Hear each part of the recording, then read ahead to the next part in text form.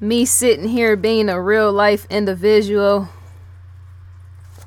as in when you tell your story sometimes and it involves personal things, sometimes too personal, and people not wanting you to say certain things, as in them wanting you to be quiet and kept hidden with that sort of thing. And yet sometimes even your personal stories, not saying all detail, you don't have to be open with everything, but sometimes even private moments can in fact help save somebody's life, and it in fact has. My own personal issues in relation to myself being a human being here. Loving women, I said that. I got love for guys, shouts out to many of them as well. But even when I was a teenager and I used to feel highly suicidal. You see what I'm going? Because see, I'm type of individual, I like to keep stuff to myself depending on what it is, and yet if it's gonna save somebody's life, I in fact have to out that sort of thing. That sort of thing can in fact bring shame on the family as well as miscommunication issues. It just has to. But before I get into this, like, subscribe, ID, and the Discovery Channel. Yes, ID and the Discovery Channel. The links are provided below. Get that Discovery Go app as well as that ID Go app. Get those two things and combine them together and make them one. No trace on even that. As in, I'm sitting here, ain't I? The story is telling. But yes, I like real, authentic, real life living human beings because see, at any time of the day, I said that already, I can slip up and accidentally do something and not know. That's to say that shame can be brought not only on me, but my family as well, right? But I could also, in fact, embarrass myself if I'm forced to save somebody's life, such as reaching out a hand to pull them out of darkness where there's dark devastation, depression, and all the rest. I've, in fact, had to help people, yes, in the past. And how I used to feel suicidal at a very young age and to be a teenager specific. That's in fact how I got into writing. To save yourself is to do something highly vivacious, even if it's not got a big name such as a Janet Jackson, Oprah Winfrey, or even Discovery with that. You don't need none of that to do something in order to heal yourself. It helps to have some type of protection is what I'm trying to say, to help keep you alive and keep you out of the dumps with that sort of thing. These day and age, I don't even struggle with depression and all the rest, and yet I had to say that sort of thing. Because for, once again, people lives I've came across and them wanting to kill themselves, and I had to, in fact, hurry up and intervene and embarrass myself while I was doing it. Because see, even individuals in my family that didn't even know that I used to be suicidal as a teen. They didn't know that. And yet to have somebody, say, around or close by the family somewhere or on the outside or wherever else, right? Could be within, right? No, I ain't saying. But with that is to say, well, now I got to come out my mouth, as in come out the dark, not being in depression myself, but now I got to come out and say something in order to save this person. And once I try to help and save this person so that they don't commit suicide and end up in a body bag, is to say, well, once after I do this, now that information is going to in fact be put out to friends of mine somewhere, or associates of mine, or possibly even family after I done did it. So it's like I'm outing myself as I go along in life anyways, and I'm thinking maybe that's the process. You don't want to out too much. You in fact want to have something you can treasure and keep and take to the grave with you, right? And yet for me, that sort of thing is not going to work, me keeping that sort of thing hidden and secret of say, when I said, well, I used to be so suicidal when I was a teen. I used to feel so lonely. And it was in fact people surrounding me, as in you have friends and stuff like that, right? But you can't really completely make the connection, because remember, to be so different is to say, well, damn, I'm too different. I got people surrounding me or whatever, and I don't even feel like I fit with them. So you feel like you're on the outside looking in. And I spoke about this even on social media last year. You feel like you're on the outside looking in. Well, I did it back then. The older I've grown and the more I matured, I'm able to handle even that much more better, pertaining to my mindset of me not needing to fit in. Somebody don't want me there, trust and believe I'm not going to be there. If somebody don't say want to sit and stand next to me, trust and believe I'm not going to be there. I'm not going to be anywhere where I feel like I'm going to be shamed and shunned just for me being myself, or shamed and shunned because I'm known to be prone to not only embarrass myself but other people. I don't need those people in my life, because I'm famous internally without me ever needing fame. Fame is the game of the mindset, as in you either got it or you don't. And once you say go work in something, mass media or anything else in relation to celebrities, is to say you might become celebrity yourself or famous, and yet you really don't need that sort of thing, because even that imposes drama, falling out, fights, and all the rest. But I'm just saying I don't need anything or anybody, because I fit right within myself. And I'm so happy that it took various life experiences of me even coming out of the hole in darkness, being able to see that sort of thing. Yeah, after me being a teen. Somebody has to always hit rock bottom somewhere along in life. Never allow somebody to tell you that they never hit rock bottom. I think we all do. And for those that don't get it in the beginning or in midlife crisis, that say they might in fact get it on the way later, much later in life, could be when they're near reaching damn near elderly age. I'm so glad I hit the pit when I did. I am, being a teenager, because see, that's devastating in itself. Knowing that you're a teenager, you have issues with that sort of thing, and a lot of that too stem from because of my sexuality, me liking girls or whatever, and all that other stuff. Is to say the world is not going to take too well to that. Not even religious folks living around you and being with all that, right? And they're going to want to curse you and strike you for dead with that, right? It's to say I could have taken my own life with that sort of thing, right? And yet something kept saying, just stick and hold on. If you just get through this, there's going to be a brighter side on the other side. Just hold on.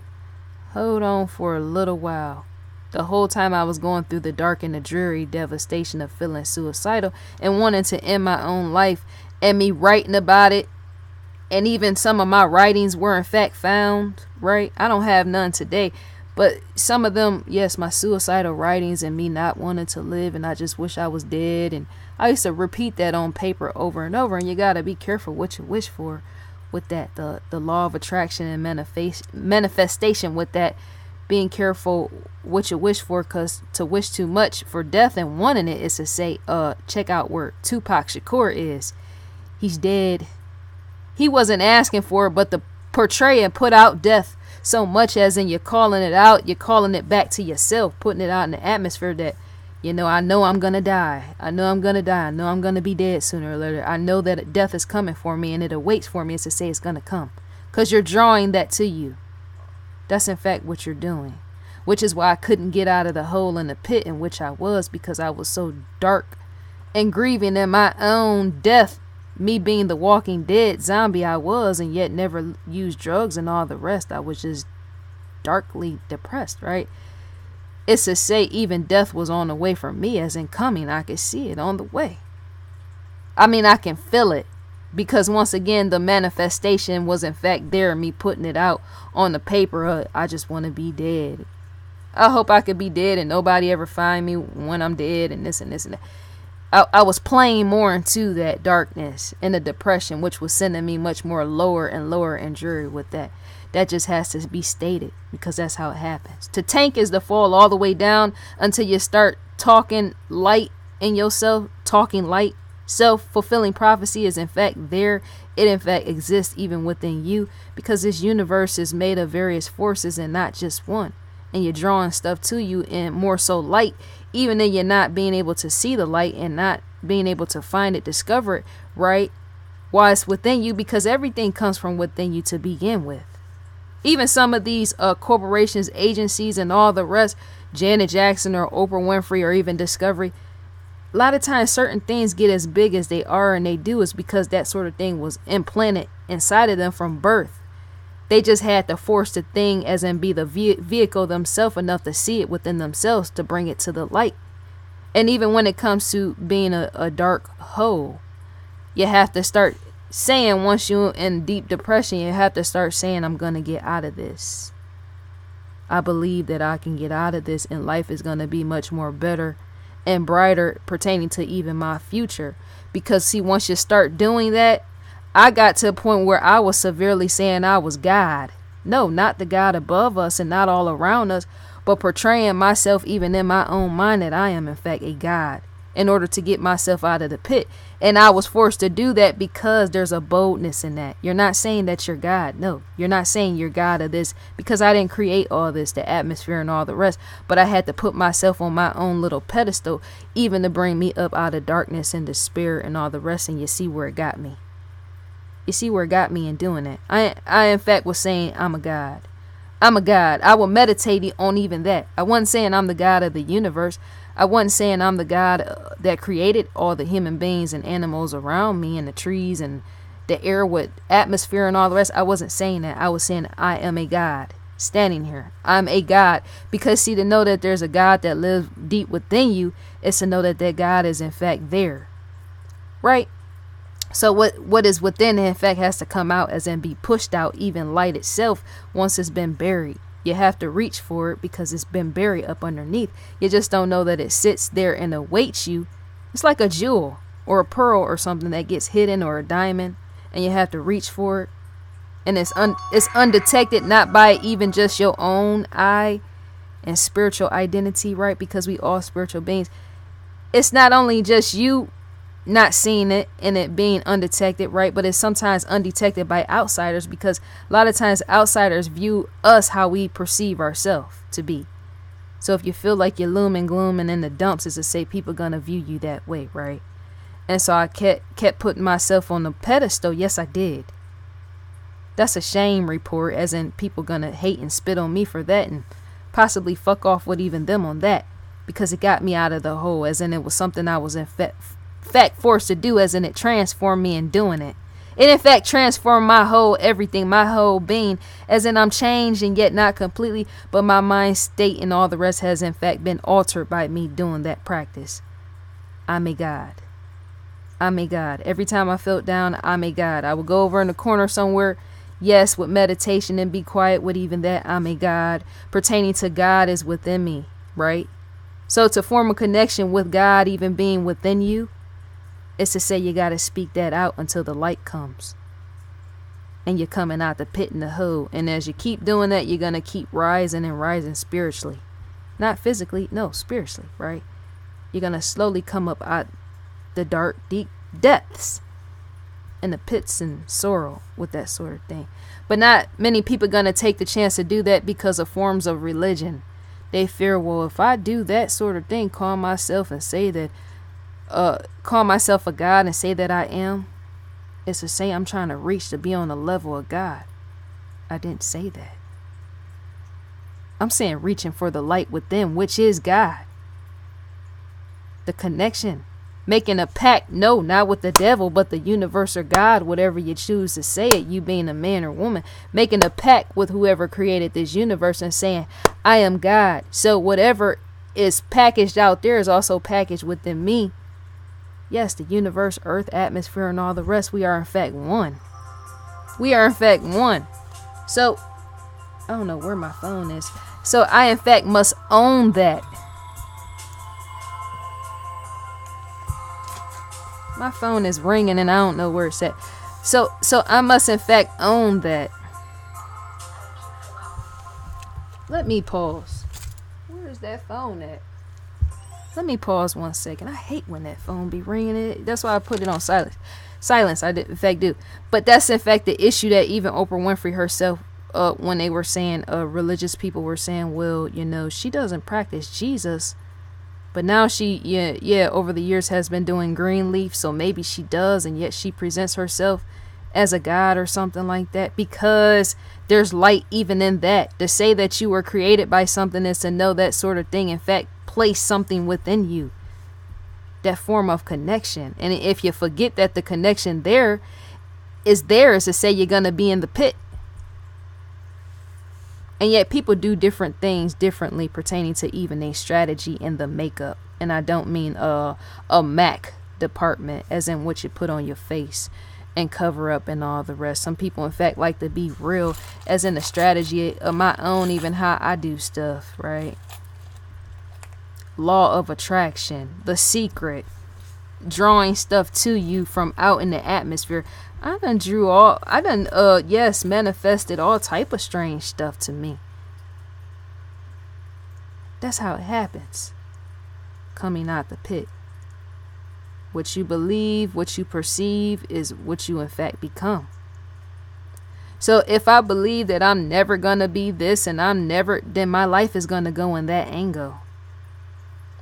When I said even Asia, her being dead and gone, when I said, well, I want to do something in relation to say make a wish, and yet it's really not a child, it's somebody much more older or something, right?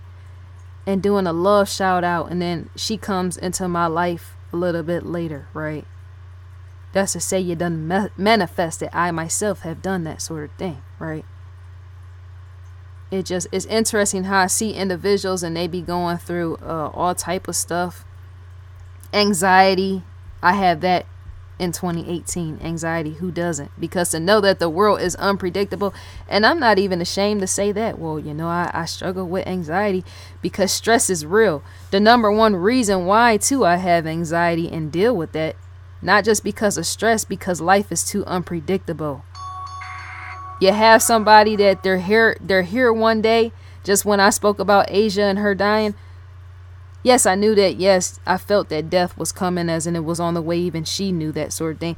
And yet you don't know where you stand with even these people's lives, and you're losing them.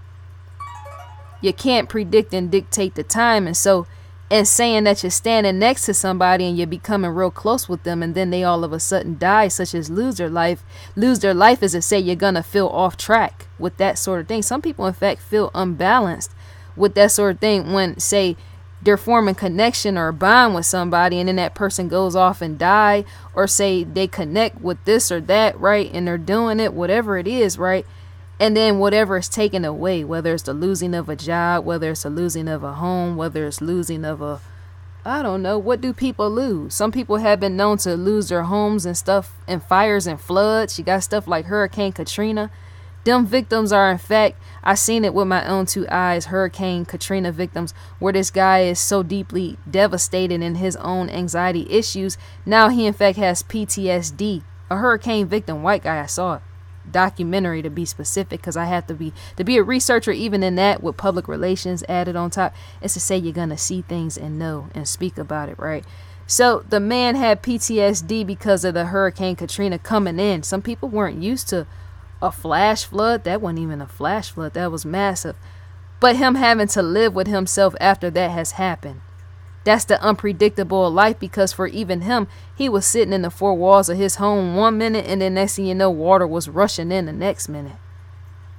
And now you're forced out of your home, because now there's all mold and all the rest. Your home has been ransacked by water, so the conditions of the home is no longer livable. And now you gotta go live on the outskirts, such as in another city or state, and can't live in your own home. And not only that, the memory plays over and over about them levees breaking and you being part of Hurricane Katrina, survival.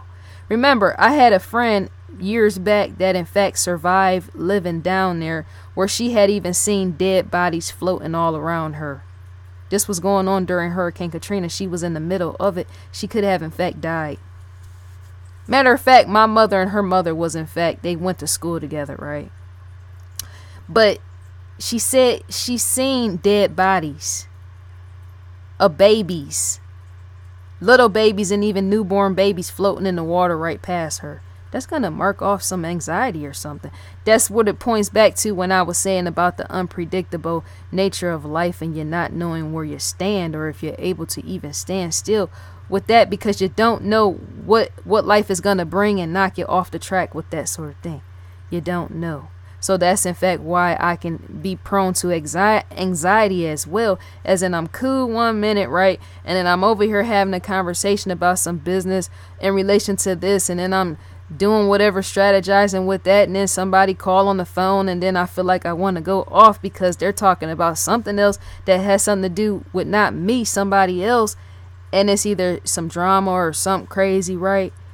And then they're doing something that's unpredictable, and then I got to think about life itself being unpredictable in relation to whoever they're talking about and speaking about and all that. It'd be too much going on, right? The unpredictable is known to set people off almost. Because sometimes my response is not the greatest to people, as in they don't know how to deal with me despite me being a full-fledged misfit with that, right?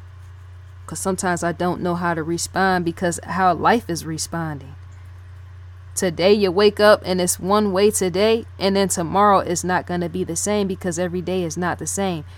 Not 2 days is the same.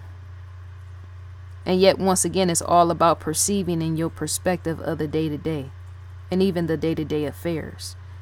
You can set up something and it don't go in the way that you want it to go. It can more likely be better and add more stress to your life, or it can, in fact, tank down. Some people is prone to get deep in depression, and yet I'm not. Because trust and believe, if something don't work out the way that I want it to, is to say I'm going to flip the game all the way and possibly on its head until I get it to go in the way that I want it to. I'm known to force things. Highly force things. As in, if it don't work, watch this. I'm a city slicker with even that is what I'm trying to say. As in what I would in fact force in the approach and me forcing it if it ain't working out. And I said even that, yes, on one of my social media accounts out of various social media accounts I've had over the years. I will force a situation and possibly put my foot through it while I'm doing it. That's just me, while other people would in fact give up on life. Fuck all that. Because to even sit next to a Rubik's Cube, and then for me to endure some problems is to say I can spin this one way or the other and keep going with that, because I'm even a mastermind in figuring out. And yet not everybody perceives in the way that I do, right? As in, when something don't work out well, I got to spin this until it do. And then I got to spin this that way to spin this that way to spin possibly even the center somewhere to even get whatever to go for me. You see what I'm saying? Some people ain't going to sit there and think, well, this Rubik's Cube, in fact, is a formulation and representation of real life. Despite real life not being a Rubik's Cube, and yet you can perceive it that way. To buy one of these is to flip it all day to say, okay, well, I just made a move and that didn't work. So now I got to try something else. That first move didn't work in life. So to keep me out of dumps of depression and despair and feeling suicidal like some people like to go, and yet not saying that they like to go, but you in fact do have people that like to be depressed. Not everybody does. Some people are just hopeless just because of life itself, right? But for me, learning and understanding the game and the operation with that sort of thing, is to say, okay, well, to prevent any type of depression and suicidal, because anything that I do is not the end of the world. Discovery could leave, anything that I'm tied to or whoever I'm with could in fact leave me, and yet that's not the end of the world. So it's just, once again, break out this Rubik's Cube and say, okay, well, now it's time for me to make a move. If somebody do leave me, let me just turn this. See me turning it? I gotta in fact turn this until I try to figure out which way I want it to go, to try to gain a perspective of where I'm gonna go next. If that move didn't work out, I might in fact need to twist that a whole different another way, or twist it in the opposite way, or however it choose to fit with even that sort of thing. Even in remarks when I say stuff to people. Because even sometimes personal communication, I said that mine is not the greatest or not the best, right? I'm very good at public relation skills, as in getting you to buy something in advertising and marketing. And yet sometimes my social skills, yes, ain't the greatest, because I said already I go off sometimes, right? But yeah, some people wouldn't do that. They would be like, the Rubik's Cube, what am I going to do with that? Notice one piece is missing. That's how much I done spin this around this bad boy, right? Do you want to be out of the hole or in it? Because see, life will just pass you right by, even when you're in the hole. I'm saying what people don't realize That's why some people become atheists, as in they don't have a respect for God and all the rest, because when people start going through devastation and turmoil, they'll ask and scream, well, where's God, right? And not only that, they will notice when I'm speaking on this, they will notice that, man, God is not a respecter of people. And neither is the atmosphere, such as the universe or source or whatever name you like to give whatever is running and operating in this whole world, right? It's not a respecter of person, as in you just get what you get. And sometimes you got to make do with whatever you got and go with the flow with that, and not be all trying to be all stressed out and falling in the pits and in the dumps over that because you didn't get certain things. I myself, in relation to life, had big dreams. Well, I want to do this or I want to do that outside of whatever discovery or anybody else. I want to do this, and then that's not meant. So that's to say I got to pick up the pieces and go elsewhere and try something else. And yet some people ain't going to be willing to do that because they're just stuck on that one thing that didn't happen. And that is once again to show you life is going to pass you by. It just has to happen. Because life don't stop for nobody. Not even for the man or the woman that's laying dark in the dump in the pits with that. With the seeds and the planting where you should be planted. Coming up out of it and growing up out of it. Yeah, some people in fact die in the pits, as in their whole game is stalled out and them not being able to grow, shine, and flourish with that because they're just so focused on the darkness and the sadness with that. Right? Universe or God having no respect for people's feelings. I got that message over and over. Which is too why I started this. This is too why I got the mindset that I do. The art of detachment, as well as the law of detachment. Deepak Chopra. I say Deepak. Some people say Deepak. Deepak Chopra or Deepak Chopra. Him appearing, yes, on the Oprah Winfrey Show, as well as on the OWN network, and them two combining themselves in relation to, yes, selling, and you're learning the art of detachment. His school teaching on that, because sometimes you don't want to become too attached to stuff. Sometimes you don't want to become too attached to stuff because that too is how you lose it. If I become too attached to anything or anyone, sometimes I can be prone to lose that. The very thing I don't want to leave me, or very thing I don't want, is going to in fact once be drawn to me. So if I don't want a man or woman to leave me by them cheating on me or a divorce, it's to say that sort of thing is going to happen. It just has to happen because you're rehearsing it in your mind over and over. I don't want them to leave me. I don't want them to leave me. The universe is going to pull that to you. And then one day you'll wake up and they're cheating on you or they're leaving you. That's how it in fact works.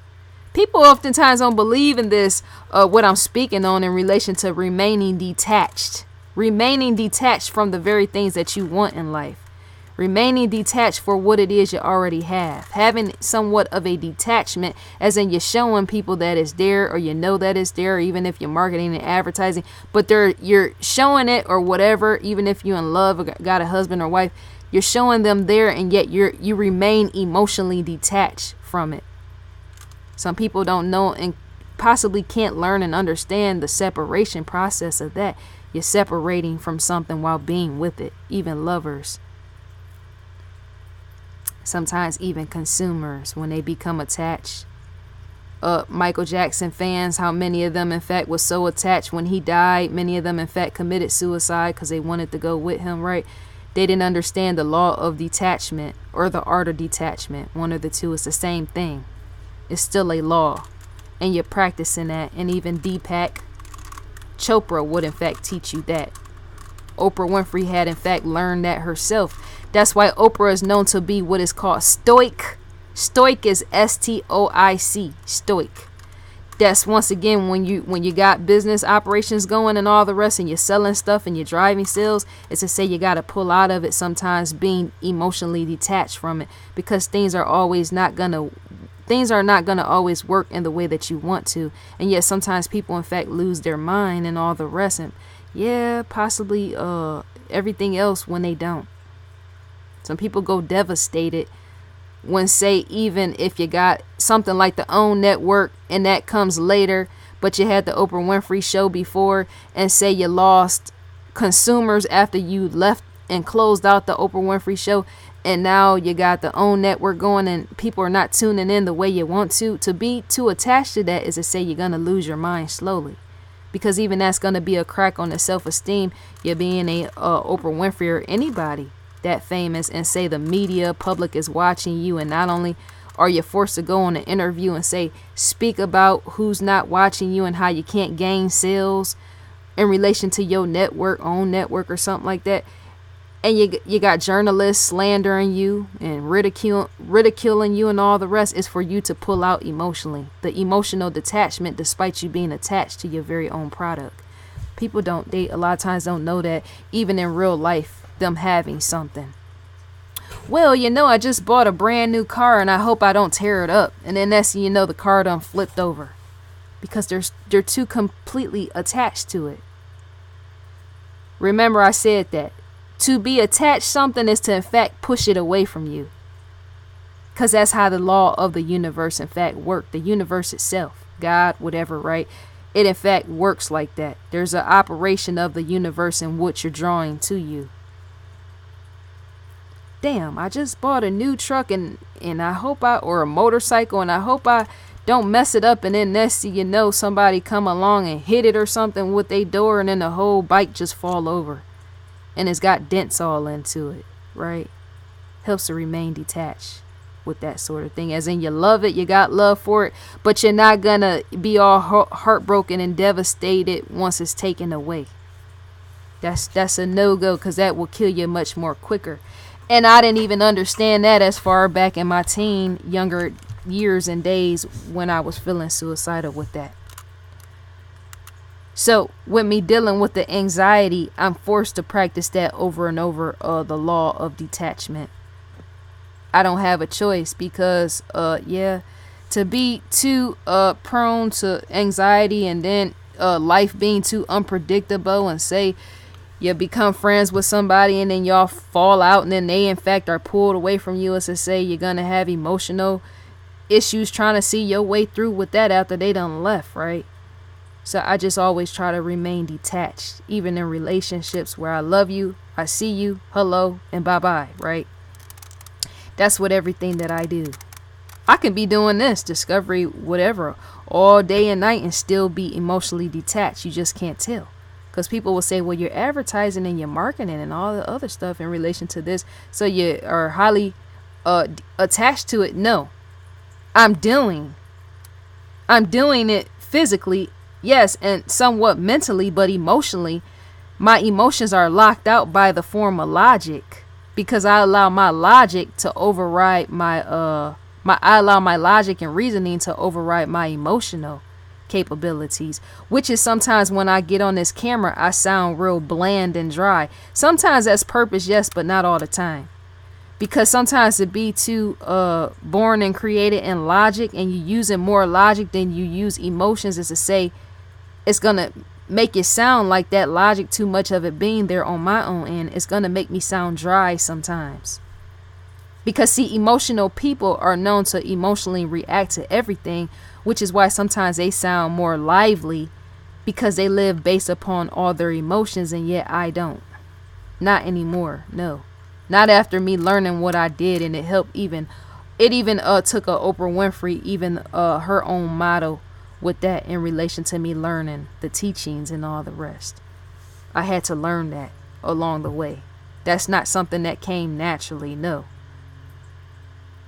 Letting it go. When somebody say let go,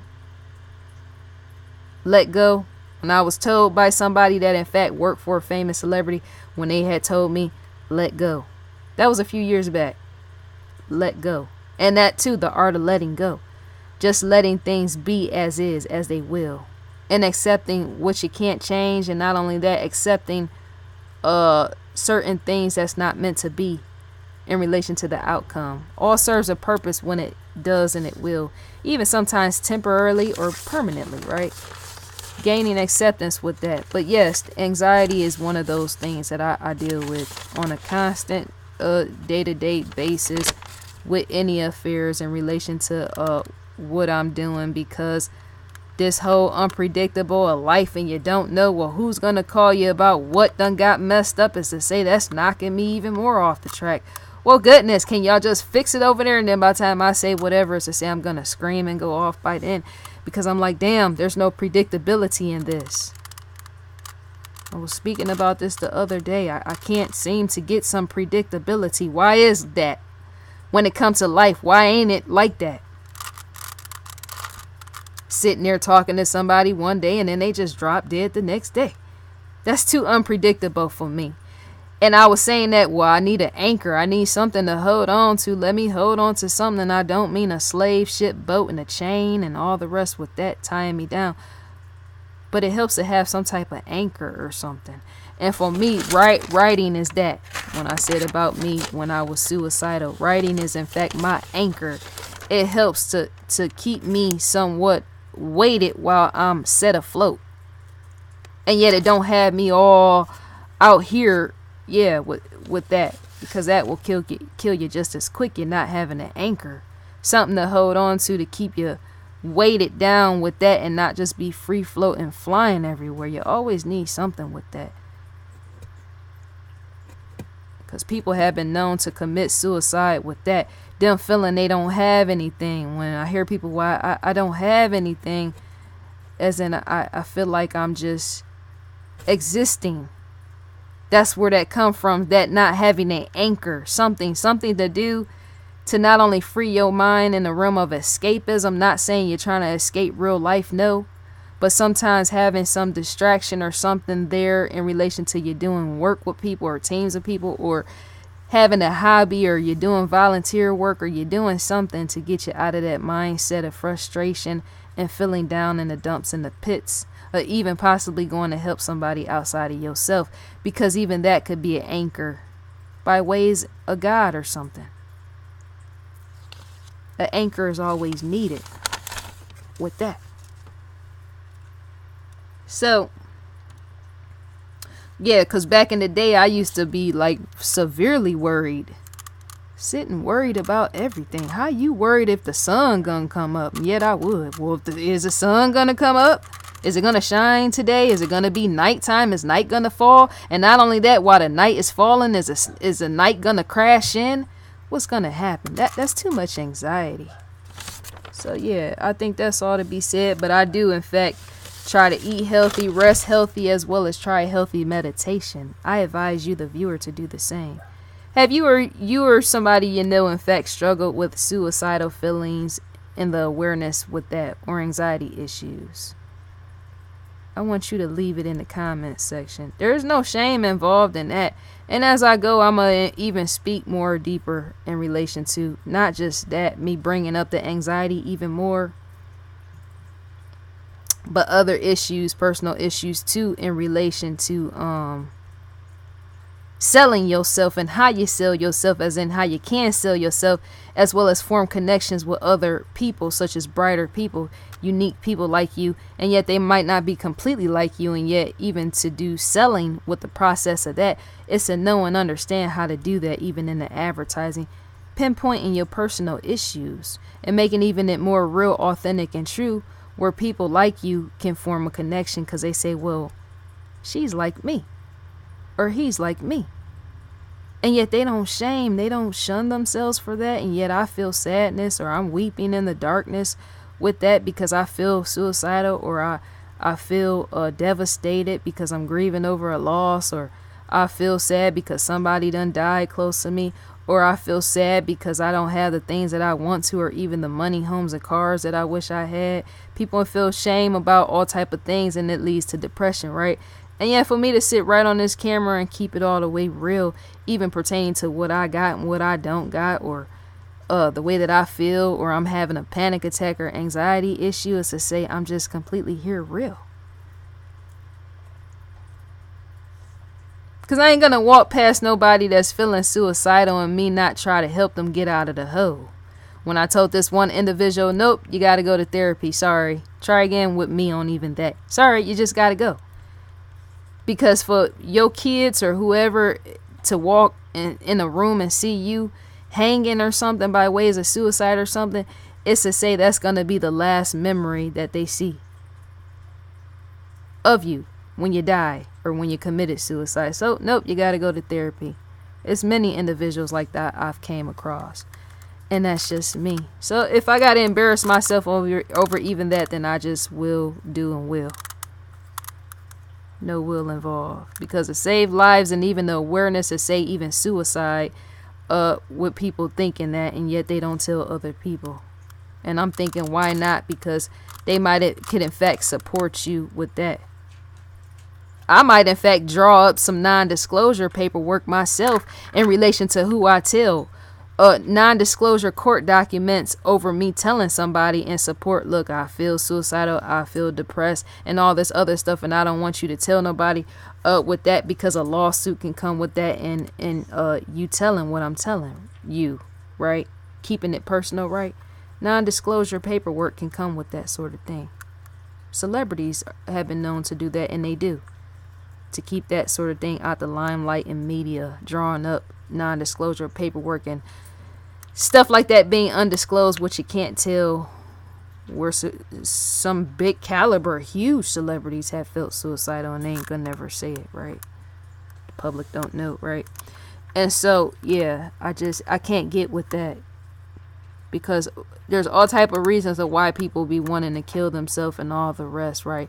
And people not knowing why. Some people been molested, some people been raped, some people been taken advantage of, some people done had loved ones that done died, some people done had husband and wives that done died, some people have shattered self-esteem, some people have sexuality issues. I just always been this way. When I said on social media, how I used to be on social media, on Facebook specifically, even on Twitter, yeah, and then you got Instagram and all the rest with. And how I would just be saying stuff about myself, and it would be so embarrassing. And people be like, well, could you not say that about yourself? Because you embarrass yourself. You embarrassing yourself. And I'm like, well, fuck off with that. Because if you want to leave, then goodbye with that. Good evening. Because once you start feeling suicidal, or you're standing next to somebody, you got people that have in fact felt suicidal, and there been people that didn't want to stand close to them because they felt that they were going to be shamed standing next to somebody that feels suicidal. Well, that's an embarrassment on your end if you feel shameful to stand next to those sort of people. Because you might in fact need to take them somewhere so that they can go see somebody or something, so that they ain't got to continue to feel like that. I ain't never felt shameful of that. The type of person I am, there's been individuals where I was out in the public. This is off a topic pertaining to that. This don't even point in, and yet it does, as in how it can be. Even in saving and helping to save and rescue people's life.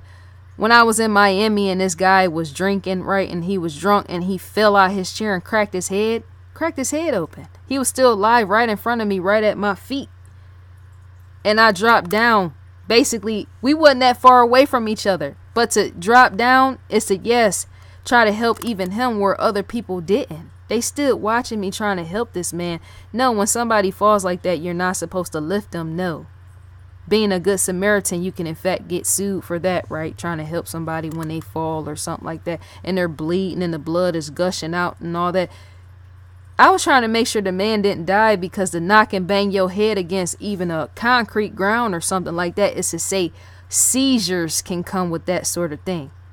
Seizures can follow with that. You're banging your head against something that's hard, such as a ground, concrete, and all the rest, and your head being open. Blood was everywhere, my hands and everywhere else, right? And yet I'm looking around like, why ain't nobody calling 911? Nobody's doing nothing. In a matter of moments, this man can in fact go into seizures and possibly a coma with that, because the way that he fell, you can actually hear it on the ground. Boom, like a ball or something, but harder, right?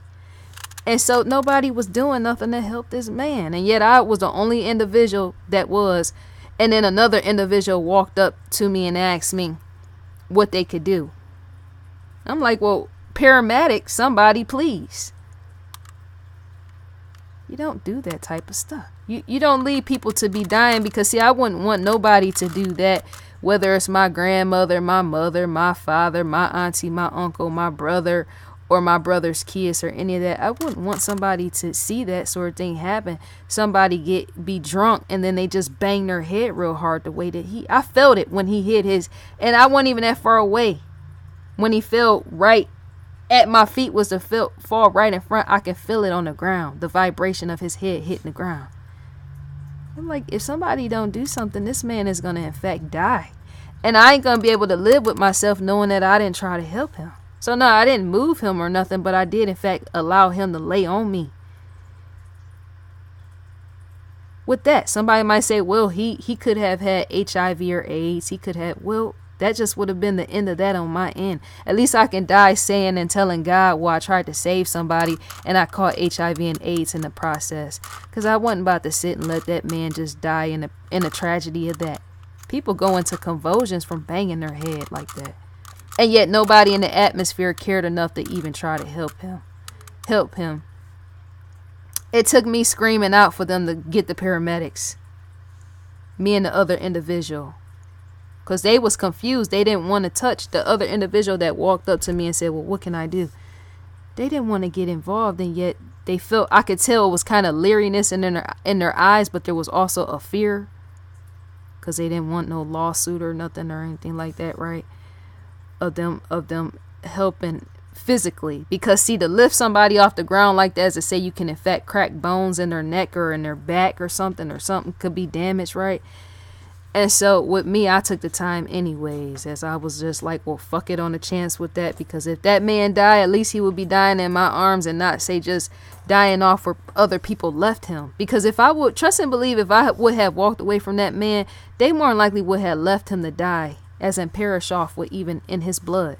And what's crazy about it was I was at a party with invitation down in Miami, Florida. How do you go to a party with people that's inviting you, and yet you've been there based upon the invite, and then you're a party goer at the party, and it wasn't a big group of people, no, and then you fall on the ground and then nobody helps save you or run to the rescue, and yet you were there based upon an invite.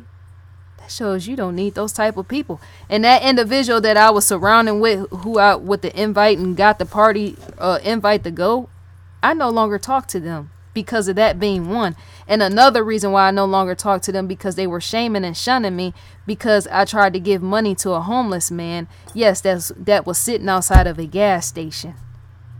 Homeless man having nowhere to go, sitting outside of a gas station and just sitting there. So what? Whether he's asking for something or whether he's not asking for something, that's me. You don't tell me how I'm gonna be not doing this and this and that. No, I had to get rid of that individual because it showed to me they had coldness in their heart and no sympathy for no one but their own. You want to be in a love relationship with me and all the rest and wanting to be with me, but that you can't even show no kind, caringness or substance, even in relation to this homeless man or the individual that fell on the ground. Remember, I was staying at this person's house. Yes, in relation to the invite, me going to the party with them and them not helping.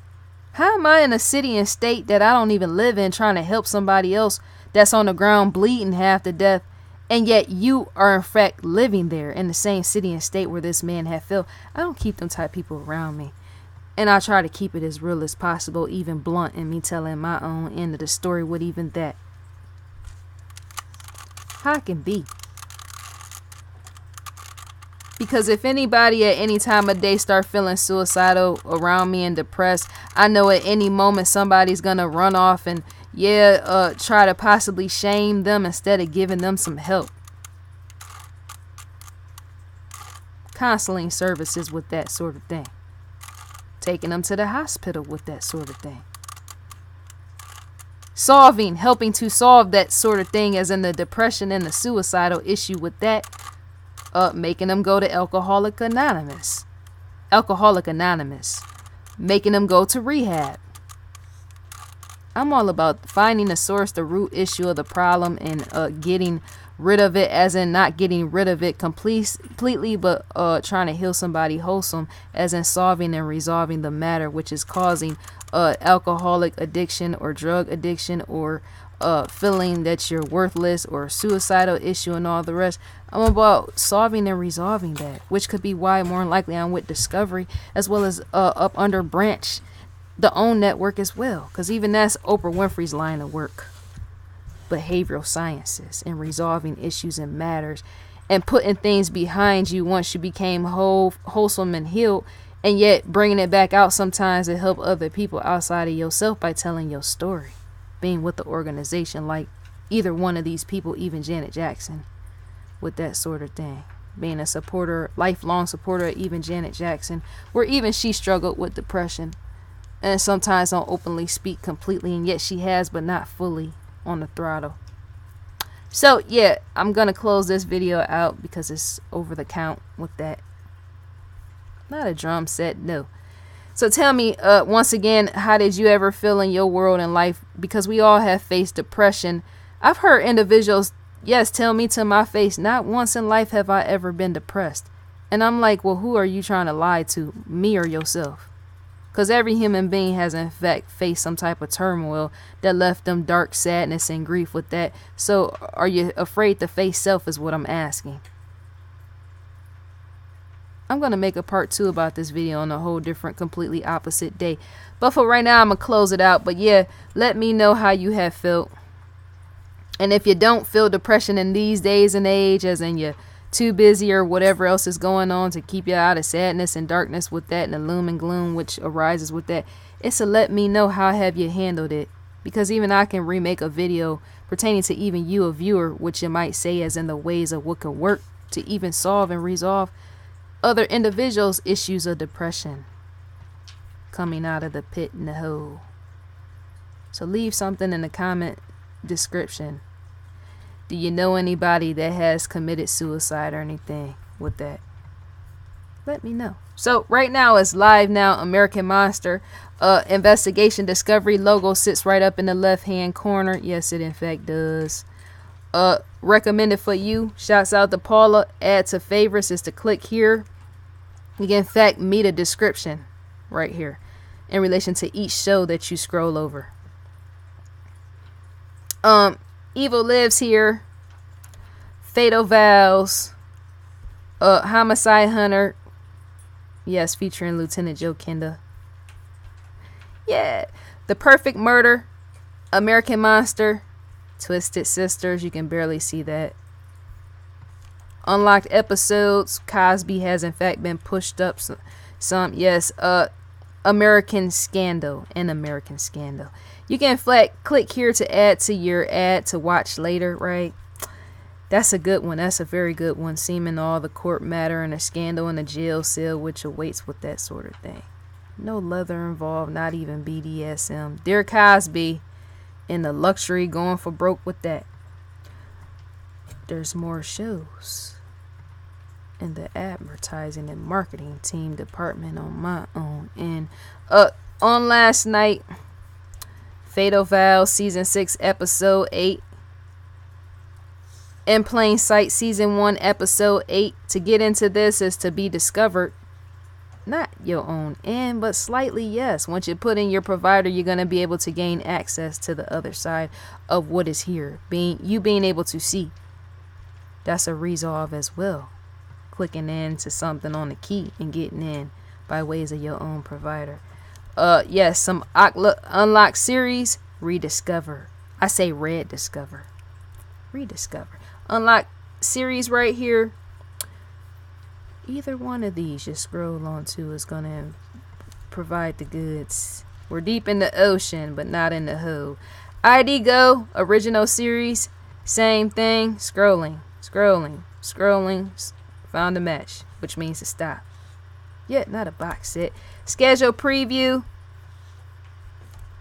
Support to save the children's hurricane relief efforts. Also support to save the children, yes, even outside of hurricanes and all the rest. It helps to know that those individuals are there as in they need you. Being a member of society and humanity as a whole. Donate here is to click right here. Crime feed, yes, in the crime feed news section, Bill Cosby, once again, we got him everywhere with the turmoil with that. And victims laid on top, yes. To click right here is to in fact be directed and guided on the outside, driven outside to the crime feed. Yes, .com, crime feed news, crimefeed.com. Red Crime Hidden Murders. If you would like to come back to that later as well. To receive a newsletter is in fact type your email in and click next. And you would in fact, yes, receive a newsletter from my team. ID, investigation, discovery. Specifics, as has been stated. So yes, it helps us stay awake and aware that sometimes individuals that suffer and endure having suicidal tendencies and feeling that way sometimes surround us in the grand scheme of things as in the public, and you're not knowing that they're there. It helps to check on individuals such as that despite you. I'm saying sometimes signs are telling us, and you can sometimes sense and feel that something is not right with an individual, as in when you're in person with them and you hold conversations and you talk to them and stuff like that, and you say, well, I don't know. Or sometimes you can even hear information from other people pertaining to, say, what's the word for it, when people are highly deeply depressed and in the hole and have a hard time to coming out. There's all type of ways to check on those type of individuals, right? And not with the secret society I'm a part of. That's funny in itself. It is. But no, not myself being in no hole. No, I'm not in the hole anymore. And yet people are, in fact, are. Because when I read the statistics, yes, the statistics even shows in relation to 75%, possibly more than that, Americans being depressed.